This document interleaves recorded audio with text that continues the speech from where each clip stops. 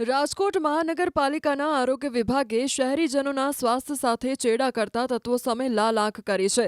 માધાપર ચોકડી નજીક આવેલી યોગી ઇન્ડસ્ટ્રીઝમાં કાર્યરત હીર એન્ટરપ્રાઇઝ નામના ડ્રાયફ્રૂટના વેપારીને ત્યાં આરોગ્ય વિભાગે આકસ્મિક દરોડા પાડ્યા હતા।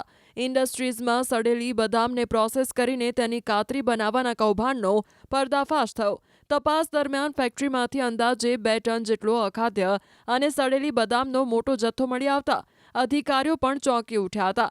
આ ફેક્ટરીનું સંચાલન પ્રદીપ દુધાત્રા નામનો શખ્સ કરતો હતો।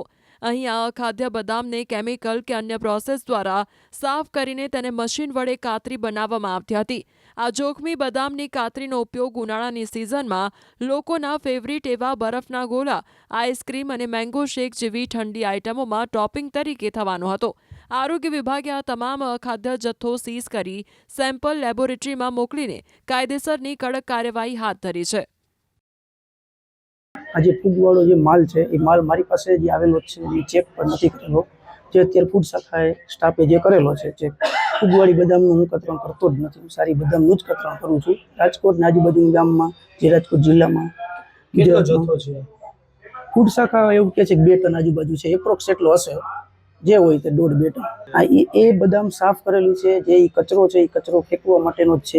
ફૂગવાળી બદામ એમાંથી કોઈ જ કતરણ થતું નથી, અંદર જે કતરણ છે બનેલું એ સારી બદામનું જ બનેલું છે, જે ફૂડ શાખાવાળા સાહેબે જોયેલું પણ છે। જે ઉત્પાદક પેઢી આવેલી છે તેની અંદર જે છે અમારી ફૂડ વિભાગની ટીમ દ્વારા જે છે સ્થળ પર તપાસ કરવામાં આવેલ। તપાસ કરતા માલુમ પડેલ કે જે અહીંયા જે છે ડ્રાયફ્રૂટનો ટ્રેડિંગનો બિઝનેસ કરવામાં આવી રહ્યો હતો, એટલે કે ડ્રાયફ્રૂટની અંદર જે છે બદામનો આશરે 2000 કિલો એટલે કે 2 ટન જેવો જથ્થો જે છે અહીં સ્થળ પર આપણને મળી આવેલ છે। અને આપ જે ડ્રાયફ્રૂટ બદામ છે તે જોઈ શકો છો કે કેવી હાલ પરિસ્થિતિમાં છે, તે અખાદ્ય કહી શકાય કે એકદમ જે લોકો ખાઈ ન શકે તેવી પરિસ્થિતિમાં જે છે બદામ આપણને જોવા મળી છે। ને અમારી ફૂડ વિભાગની ટીમ દ્વારા જે છે તેમના સેમ્પલ લેવાની હાલ કાર્યવાહી હાથ ધરવામાં આવી રહી છે। અને જે છે આ જે 2000 કિલો જેવો જથ્થો છે તેનો નાશ કરવાની પણ કાર્યવાહી કરવામાં આવશે। રાજકોટ મહાનગરપાલિકાના ફૂડ વિભાગ દ્વારા માધાપર ચોકડી પાસે આવેલા યોગીનગર ઇન્ડસ્ટ્રીઝ એરિયાની અંદર દરોડા પાડવામાં આવ્યા છે। જોઈ શકાય છે કે અહીંયા કઈ રીતે આ અખાદ્ય જે બદામ છે આ બદામને કતરણ કરવામાં આવતી હતી, અને ન માત્ર રાજકોટ પરંતુ સૌરાષ્ટ્ર સહિત સમગ્ર ગુજરાતભરમાં તેમજ ગુજરાતની બહાર પણ આ પ્રકારે કતરણ કરીને છે તે વેચવામાં આવતી હતી। અને આ કતરણનો મુખ્યત્વે ઉપયોગ છે તે મીઠાઈની જે લિક્વિડની જે આઈટમ હોય તેની અંદર વાપરવામાં આવતું હતું।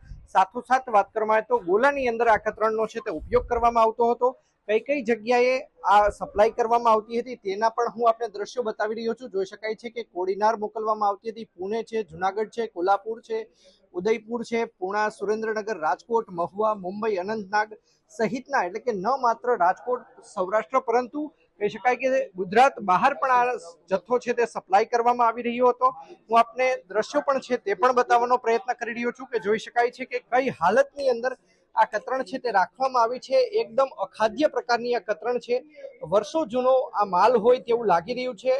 હાથની અંદર ચિકાસ પણ એટલી જોવા મળી રહી છે કે જ્યારે આ વસ્તુ ઉપાડીએ છીએ ત્યારે મોટા પ્રમાણની અંદર ચિકાસ છે તે જોવા મળી રહી છે। જોઈ શકાય છે કે કઈ રીતે અહીંયા આ જે કતરણ છે તેને પણ કઈ રીતે ગરમ કરવામાં આવતી હતી, કઈ રીતે તેને સ્ટોરેજ કરવામાં આવતી હતી।